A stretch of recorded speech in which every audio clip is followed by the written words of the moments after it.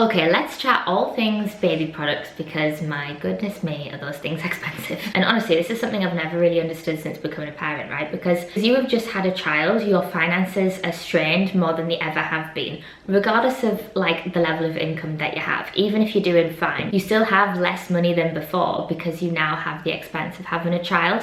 So I just don't understand why mothers in particular are so heavily marketed to for these really expensive products, like across the board. I mean, like from rockers, soothing, night, travel, feeding, everything can have quite a price tag to it. Now, for context, I'm 16 weeks pregnant with our second baby, and with our first child, I kind of just went a bit crazy. I don't know if anyone else watching this can relate, but I really attached like the feeling of being like a good parent and a good mum and like providing stuff for my daughter with buying her all of these things that I used to see. Like, even in making this video, I feel like I need to say, like, you know, she'll not go without, like she'll still have all of this stuff. This is just what I regret buying. And I just had it in my mind that like there had to be a certain price tag for the product to be worth it for her, and I wasn't gonna like not do that for her because I'm her mum. Like, I want to get her all of this stuff, you know. So I really spent a lot with our first, and then I ended up, when she was around like a year old, I was about £5,000 in credit card debt at that point, and then it got even worse. So by the time she was like a year and a half, I was around £8,000 in credit card debt.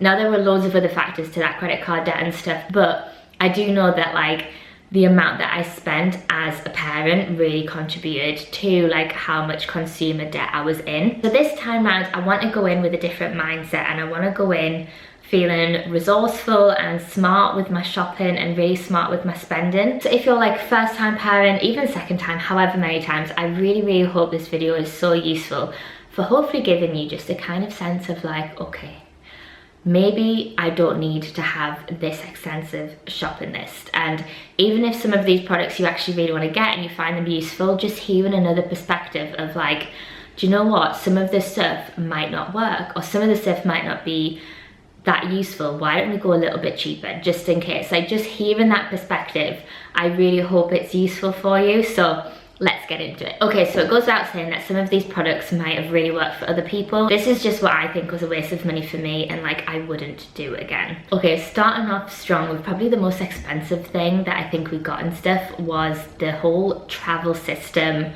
Like, you know, the pram, car seat Isofix base, and the different seats for like the pram. Like, tell me why I thought £1,700 was what I should spend on that. It's crazy. I don't know if anyone else knows of this, but it's a brand that I used to see quite a lot on social media and stuff, and it's the Mamas and Papas Acaro travel set. I was having a little look, and there are some for honestly like a couple £100, like the whole system, like, and they look nice, they're lovely colours and everything. And in my mind, if it's got to be sold for use for a newborn baby, like there can't be too much discrepancy between products. So surely it's like, what I know that I need is like a safe and reliable product that is going to be comfortable for my little newborn, and then hopefully last us up. So the fact that some of these are now retailing for like under £300, I cannot believe that we spent 1,700, like that's what was paid for that Acaro pram. I think it's absolutely insane. I would love to know other makes that people have got their whole travel systems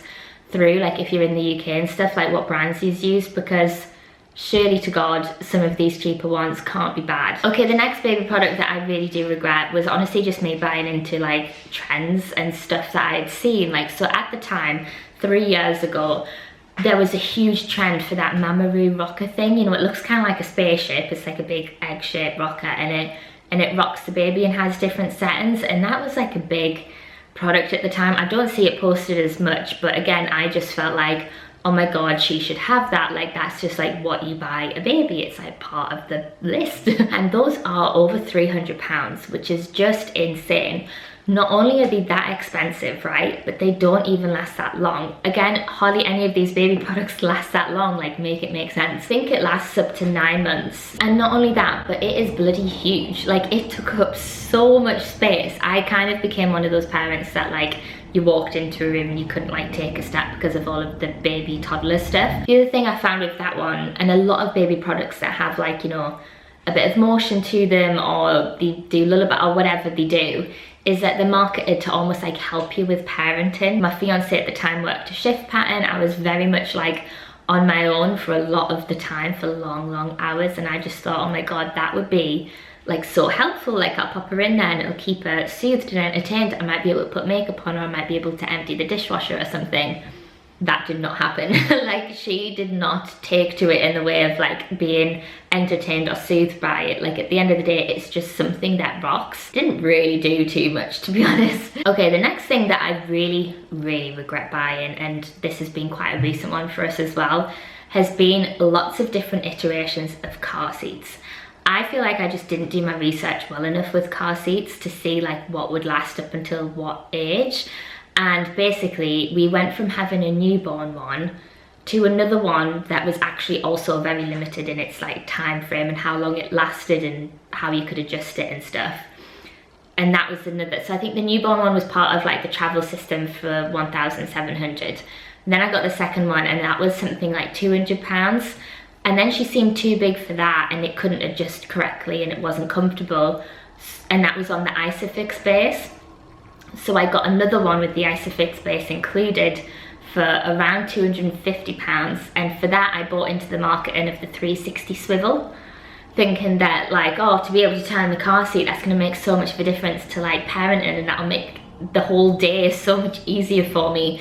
And it was such a waste of money. This thing was literally like an entire spaceship in the car. Like, I'm not lying, it was huge. We've only just got a different one again, so she's 3 years old onto her 4th car seat. Each one's cost a couple £100. I've just done it so wrong the entire time, and I wish I had done it differently. I'm not a car seat expert by any means. I'll definitely try and do more research this time so that I'm not just buying at every single stage, because it is such a waste of money. Oh my god, these things are expensive. You obviously want to buy well for that. Like, it is worth the money. You want to buy well, you want to buy new and like not damaged and safe and secure and everything, but not for every single year. Okay, next like proper regret in purchasing for me, and this isn't like a big one like the car seat or travel system and stuff. It's more just like, again, buying into that marketing of baby products. And I used to buy like all of the baby version of stuff, and they just put a price on it. I bought everything baby, like baby towels, and honestly this one makes me laugh so much, you're gonna think I'm absolutely insane, but when it came to her weaning, I bought a baby blender. Like, why? I thought I needed that. I was clearly like very much in the shopping mindset at the time, but I got one of them like Itsy blenders, and we had a blender. Like, so basically all it meant was that I think it's marketed to be like a baby blender so that you can blend food on the go. Who is packing ready boiled parsnip to then blend on the go? I do not know. Honestly, I was just ridiculous with my shopping. It makes me so embarrassed. But like, yeah, things like that. I had like baby version of everything, and it is not needed. For instance, like the baby towels I think are so thin and they didn't wash that well, and I'm not gonna buy a baby blender this time around because it's such a waste. The next product that I regret getting is a Bumbo chair. I think some people have said that they really liked the Bumbo chair and stuff. I hated that thing. I just found it, again, just like a pointless seat thing that looks like, I even paid extra. I think it was literally like £20 extra for the entertainment tray with the toys on, which if you're constantly putting a baby somewhere, giving them the same thing to look at, they're not going to be stimulated by it anymore. So she was, again, just like bored, didn't care about that, wasn't fussed. And I remember like I used to try and pop her in and give her like a little bit of the like weaning introduction to breakfast type of thing on a morning after she'd had a bottle or something. And she just looked uncomfortable. I don't know how to put it. And I think now there might be some further research or something to say that they're not actually good for the placement of their baby's hips or something. But you know when you can just tell and you're like, this isn't working for you. And I just think, again, maybe some people loved it and their baby sat correctly in it or something, but it did not work for her. And I remember thinking like, this just looks not nice at all. Like, and this is where I feel like a lot of these products, again, just have really short lifespans, and you kind of feel almost obliged to get it because your baby's made that development. Yeah, there's like the initial list of baby products that I regret buying. I honestly could probably go on and on with more, and I am still, even this time around, having to try and like stop myself from wanting to get carried away. Like, there's this new brand it begins with an N, I can't remember the name, but it's like a baby carrier.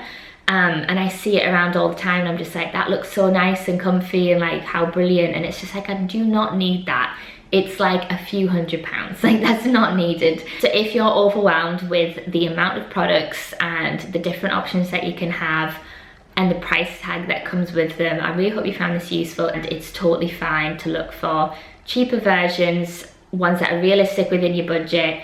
Buy secondhand where you can and where it's right, and to not put that pressure on yourself as a parent of being like, I need to have all of this stuff. It's not going to be like the measure of your motherhood. Do you know what I mean? Yeah, I keep telling myself to just be really calm and not put pressure on myself as I prepare for second baby. And honestly, I would just so recommend the same to you. If you would like to know like my savings plan before baby arrives in May, my budget for what I'm gonna spend on products, and then what I do end up buying, and anything else around like prep for baby number 2 as a second time mum, please let me know, because I would love to talk on this more given how weird and hard I found it the first time round. Yeah, I post pretty much every week over on here, so I will see you in my next video. Bye.